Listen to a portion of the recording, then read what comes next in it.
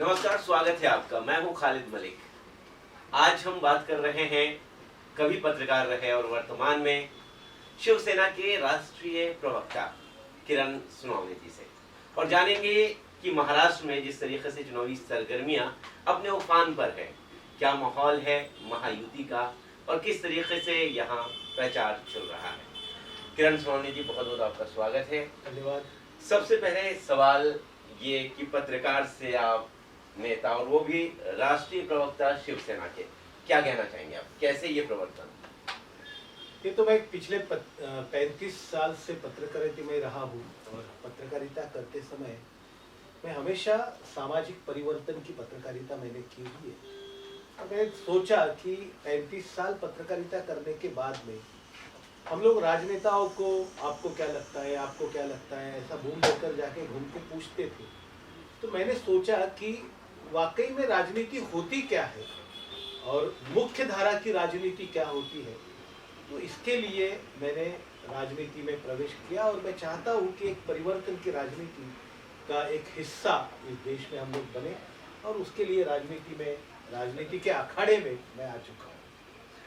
तो राजनीति में आप और आगे बढ़ें, क्योंकि जितने भी पत्रकार राजनीति से संबंधित हुए हैं बाद में, वो उन्होंने आगे बहुत अपना नाम कमाया है। और जिस तरीके से पूरे महाराष्ट्र में अभी चुनावी सरगर्मियां अपने उफान पर हैं, क्या आपको लगता है, आप पूरे महाराष्ट्र का दौरा कर रहे हैं, क्या माहौल है महायुति का, किस तरीके से प्रतिसाद लोगों का मिल रहा है आपको? मैं सारे लोगों को बता दूं कि मैं तकरीबन महाराष्ट्र के 25 से 27 जिलों में प्रचार दौरा करके आया हूँ, और मैं आपको दावे के साथ बोल रहा हूँ कि यहाँ पर पूरे महाराष्ट्र में महायुति की हवा नहीं है बल्कि तूफान है।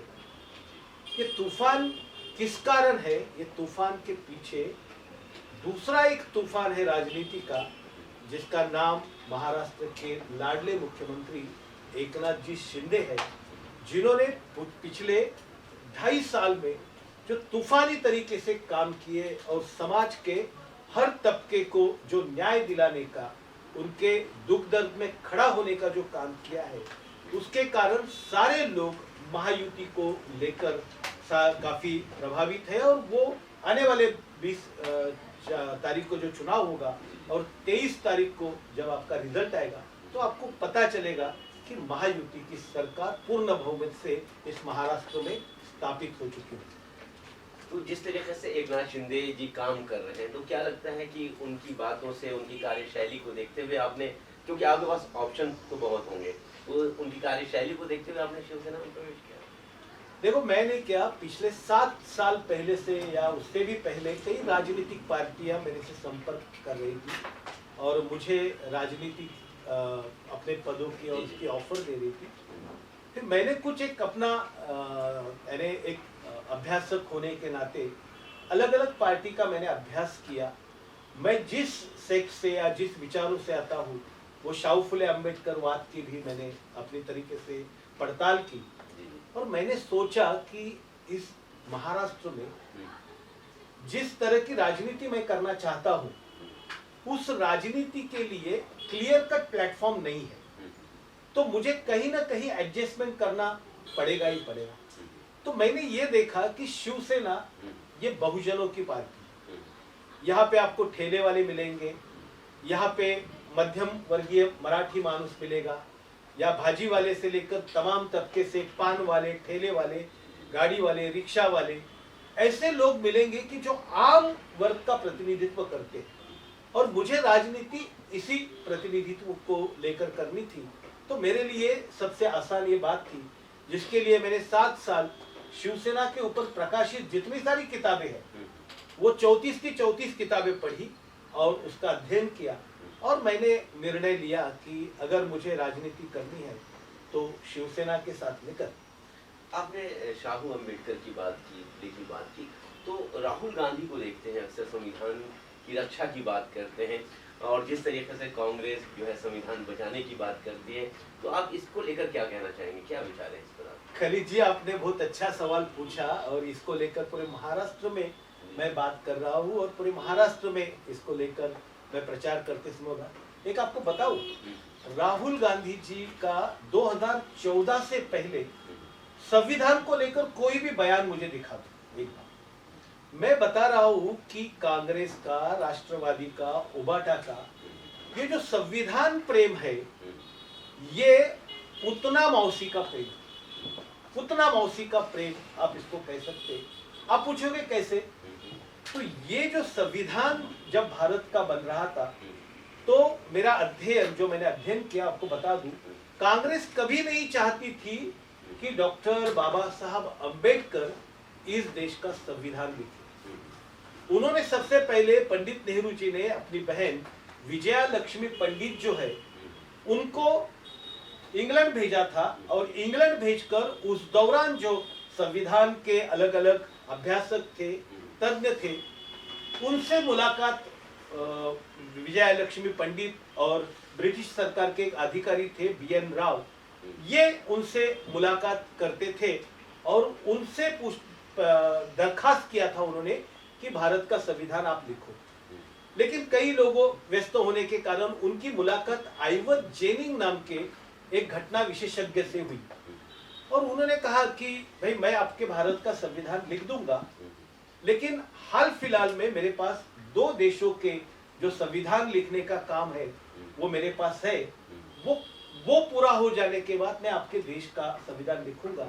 लेकिन बात ऐसी हुई कि पंडित नेहरू जी को पंतप्रधान बनने की बहुत जल्दी थी, भारत को स्वतंत्रता मिल रही थी, और इतना समय इंतजार करने के लिए पंडित नेहरू जी तैयार नहीं थे। तो उस बातचीत में आइवर जेनिंग ने BN राव और विजया लक्ष्मी पंडित को बताया कि भाई आप मेरे पास आए हैं, लेकिन अपने देश में, आपके देश में 3 ऐसे लोग हैं जो भारत का संविधान लिखने की गुणवत्ता और पात्रता लगते हैं। उनमें उन्होंने पहला नाम लिया डॉक्टर बाबा साहब अंबेडकर, जो घटना लिख सकते हैं आपके देश की। दूसरा नाम उन्होंने लिया MJ जयकर का। तीसरा नाम उन्होंने लिया तेज बहादुर सप्रू का। अगर वाकई में कांग्रेस का बाबा साहब अंबेडकर के प्रति रुझान होता, प्रेम होता, तो सबसे पहले बाबा साहब अंबेडकर के पास जाते थे।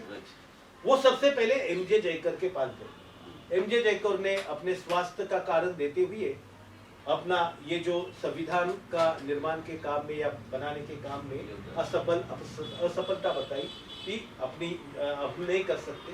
तेज बहादुर सप्रू जो अल्पसंख्यक वर्ग से आते हैं, उन्होंने भी ऐसे ही कारण दिए, लेकिन इसे पीछे का मूल कारण ये था, अब भारत की संरचना देखोगे देश की, तो इसमें कई जाति है, कई धर्म है, कई पंथ है, कई रूढ़ियां है, कई अलग अलग तरीके के, ये सारे देश को एक धागे में पिरोना ये बहुत बड़ी चुनौती थी। और इन दोनों को लगा कि अगर समझो मैं संविधान हम लोग लिख दें, और उसके बाद में अगर संविधान को लेकर अगर कोई मामला हो जाता है, तो ये सारे के सारे जो भारत देश के लोग हैं मेरे समाज को छोड़ेंगे नहीं, कुछ न कुछ करेंगे, इसलिए इन्होंने नकार दिया। फिर मजबूरी के कारण कांग्रेस बाबा साहब अंबेडकर के पास आई। बाबा साहब अंबेडकर ने इस देश का संविधान लिखा। मैं बता रहा हूँ खलीद जी, इस देश के हर आदमी ने बाबा साहब अंबेडकर के प्रति कृतज्ञता व्यक्त करनी चाहिए, वो कृतज्ञ रहना चाहिए। इसका कारण बता रहा हूँ आपको कि आप दुनिया के संविधान का अगर अभ्यास कर लो, तो दुनिया के संविधान में हर संविधान की आयु 3 साल, 7 साल, 13 साल है, लेकिन भारत का संविधान पिछले 75 साल से चल रहा है और देश को दिशा दक्षर कर रहा है। लेकिन कांग्रेस जो है, कांग्रेस ने, बाबा साहब अंबेडकर ने इस देश पर जो उपकार किया, जो योगदान दिया, उसको नजरअंदाज करते हुए उसके बाद तुरंत जो चुनाव हुए, उसमें बाबा साहब अंबेडकर को बड़ी मात्रा में कांग्रेस ने और कम्युनिस्टों ने और समाजवादी ने मिलकर हरा दिया। ये इस देश के लिए बड़ा एक काला धब्बा है कि इस देश का संविधान निर्माता, जो इस देश की इंटेलेक्चुअल प्रॉपर्टी था, उसको भी इस कांग्रेस ने जीतने नहीं दिया, उसको हरा दिया। और ये बात पहली ये आई है। अच्छा, एक सवाल संविधान ही को लेकर है और मुद्दा आगे बढ़ा, तो मैं अक्सर सोशल मीडिया पे देखा करता था कि संविधान को बचाने के लिए आप भी कहीं ना कहीं महायुति पर कटाक्ष करते हुए नजर आते। हाँ, बिल्कुल करता आता था ना, क्योंकि क्या था कि उस दौरान मैं ये इस निर्णय तक नहीं पहुंचा था जब मैंने अभ्यास किया तो मैंने देखा कि ये जो कांग्रेस राष्ट्रवादी है ये यानी बुर्खाधारी संविधानवादी है। लेकिन फिर मैंने गहराई से अध्ययन किया तो संविधान की बात कब से शुरू हुई खलीद जी? 2014 के बाद, जब माननीय मुख्यमंत्री नरेंद्र मोदी जी ने संविधान को लेकर संविधान दिन मनाना शुरू किया। संसद में विशेष सत्र बुलाया, पूरे सत्र भर संविधान की चर्चा हुई, यहां तक कि संविधान को लेकर चर्चाएं हुई। आज हर स्कूल में संविधान का पाठ पढ़ाया जाता है स्कूल में आते वक्त। ये किसकी देन है? तो नरेंद्र मोदी जी और इसकी, और महाराष्ट्र के मुख्यमंत्री एकनाथ जी शिंदे जी ने तो खुले तौर पे कह दिया, खुले तौर पे उन्होंने कह दिया कि जब तक सूरज चांद रहेगा तब तक देश में बाबा साहब अंबेडकर का संविधान रहेगा। तो ये संविधान की शुरुआत इन लोगों ने की, तभी कांग्रेसियों को हुआ। लेकिन इन लोगों ने तो देश के स्वतंत्रता होते ही 2 संविधान लागू किए थे ना देश में।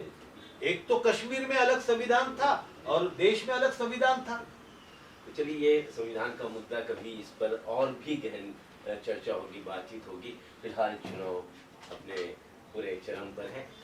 उल्लास, पूरे महाराष्ट्र की बात हुई। उल्लासनगर आपका कार्य क्षेत्र भी रहा है और जन्मभूमि भी रही है। उल्लासनगर का क्या?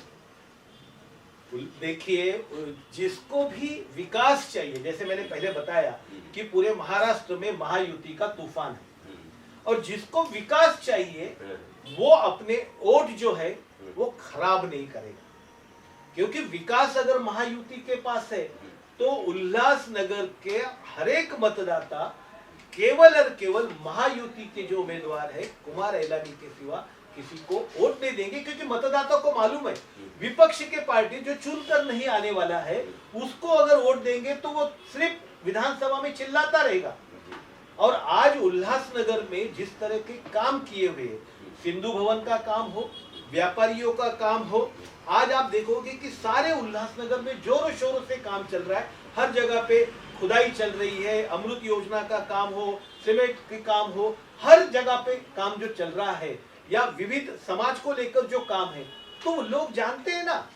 यहाँ तक आप देखोगे कि लोकसभा में और लोकसभा में 2 महाविकास आघाड़ी और महायुति, इसका अगर फर्क देखोगे तो केवल 1% वोट का था। और पिछले 2.5 साल में माननीय मुख्यमंत्री एकनाथ जी शिंदे, देवेंद्र फडणवीस जी, अजित दादा पवार जी, इनके सरकार ने मिलकर जो काम किए हैं वो काम लोगों के सामने है, लोगों के सामने है। अभी लाडली बहन योजना ले लो, लेख लखपति योजना ले लो। जो मुख्यमंत्री, सवेरे अखबार में खबर पढ़ता है कि एक लड़की ने एक फीस, स्कूल की फीस यानी कॉलेज की फीस भरने के लिए पैसा नहीं होने के कारण आत्महत्या कर ली, और दूसरे दिन निर्णय ले लेता है कि सारे अपने बच्चियों को, सारे लड़कियों को केजी से लेकर पीजी तक की यानी शिक्षा जो है वो फ्री में दी जाएगी। हर योजना को आप देखिए, कोई भी उनको यानी एसटी के प्रवास में 50%, युवाओं को लेकर प्रशिक्षण की योजना, सारी योजना जो है ठेठ लोगों के तरफ पहुंच रही। अब तक को क्या था, आप देखिए कि इसके पहले खुद राजीव गांधी कहते थे कि हम लोग 1 रुपया भेजते हैं केंद्र से तो 15 पैसे जाते हैं। तो ये जो है ये भ्रष्टाचारी कांग्रेस और राष्ट्रवादी और तमाम जो लोग खड़े हैं अलग अलग मुखौटे लेकर, ये लोगों को बरगलाते रहते। और कुमार एलानी जैसा एक जो नुमाइंदा है, जो एक प्रतिनिधि पिछले 3 टर्म्स जीतकर आया है, एक व्यापारियों की पसंद है, एक व्यापारियों का चेहरा है। मुझे नहीं मालूम कि कुमार एलानी जी ने कभी किसी अवैध निर्माण की शिकायत की हो, मुझे नहीं मालूम कि व्यापारियों को लेकर कभी कोई गलत काम किया हो, या किसी की बिल्डिंग बन रही है और उसको लेकर यानी कुमार एलानी जी ने क्या हो कि इसको तोड़ दो। शहर बनाने को लेकर एक पॉजिटिव यानी दृष्टिकोण लेकर कुमार एलानी जी हमेशा चले हैं, मृदु स्वभावी है और हमेशा हर लोगों के लिए उपलब्ध है। अभी समझो अगर कोई भी अगर आता है, उनकी हॉबीज जो है खुली है, छोटे से छोटे आदमी से बात करके मैंने देखा हुआ है कि जब कभी भी मैं फोन करूं, अगर फोन करी व्यस्तता में रहे तो रात को भी वो मुझसे फोन किए हुए, और हमेशा कुछ भी अगर बात हो, शहर के विकास को लेकर हो, कोई बात हो, तो कुमार जी की और मेरी जो एक बात होती है, छोटे से छोटे आदमी से वो सलाह मशवरा लेते हैं, उनकी बात लेते सुनते हैं, तो लोग मगर एक सवाल यहाँ पे उठता है कि आप बता रहे हैं ये सारी खूबियां हैं, ये सारी खूबियां एक अच्छे इंसान में सद्गुण के रूप में हम हाँ, देखते बराबर हैं कि स्वच्छ छवि, मधुर भाषी, सरलता, सहजता, उपलब्धता, सारी कुछ है।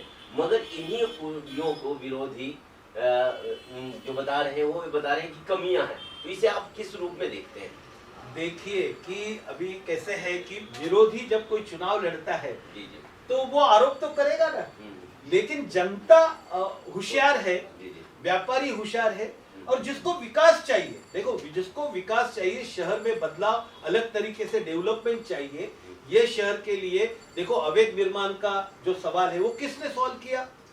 हमारे सरकार ने किया। यहाँ के लोगों के एफएसआई को लेकर जो मांग थी वो किसने की? हमारे सरकार ने की। 24/7 उपलब्ध होने वाला उल्लासनगर के जैसे, अभी समझो उस यानी विधानसभा में भी मुख्यमंत्री रहेंगे तो कुमार कुठे आहे, कुमार बसला आहे का?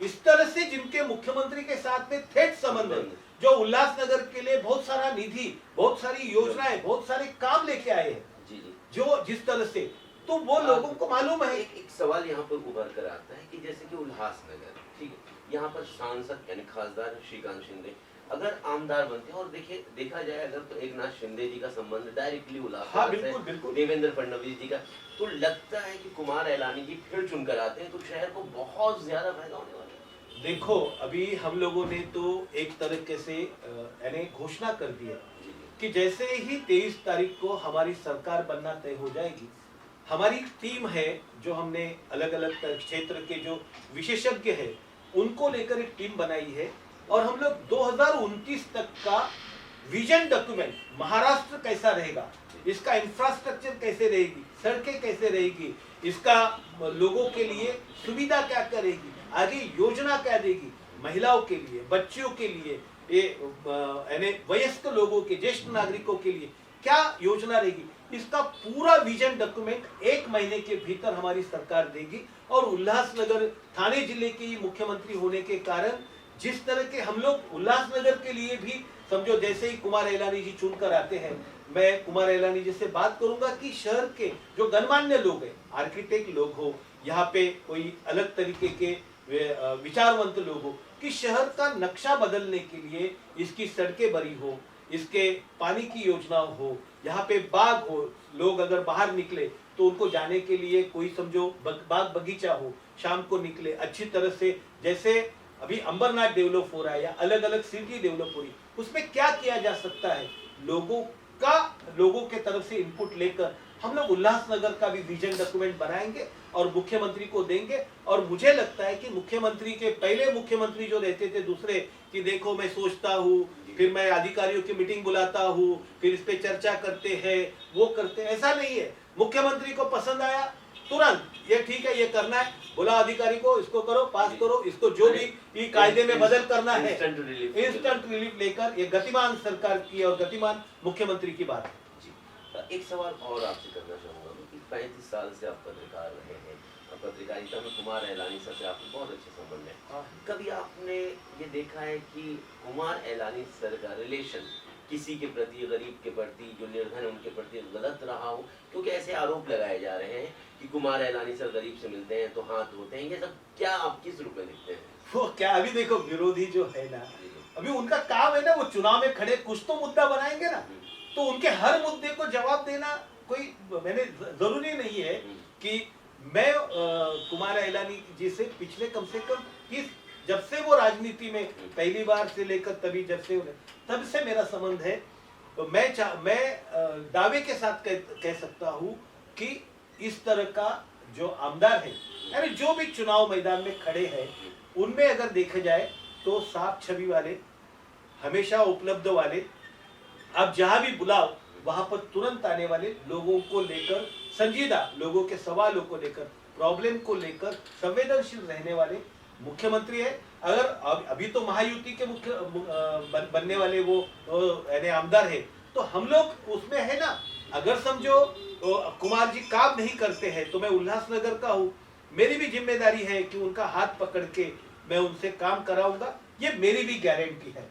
देखिए, किसी भी पार्टी का राष्ट्रीय प्रवक्ता होना एक बहुत बड़ी गर्व की बात है और हमारे लिए भी, उल्लासनगर के लिए भी एक गौरव का विषय है कि हमारे अपने शहर से राष्ट्रीय प्रवक्ता शिवसेना के किरण सोनवणे जी हमारे साथ मौजूद हैं। शहरवासियों को क्या अपील करना चाहेंगे, क्या संदेश देना चाहेंगे 20 नवंबर को लेकर? देखिए, 20 नवंबर को लेकर मैं आपको यही बताना चाहूँगा, जैसे मैं पहले भी बोल चुका हूँ, कि महाराष्ट्र और देश भर में जो एनडीए सरकार है और यहाँ महायुति सरकार है, बड़ी मात्रा में विकास की यात्रा चल रही है।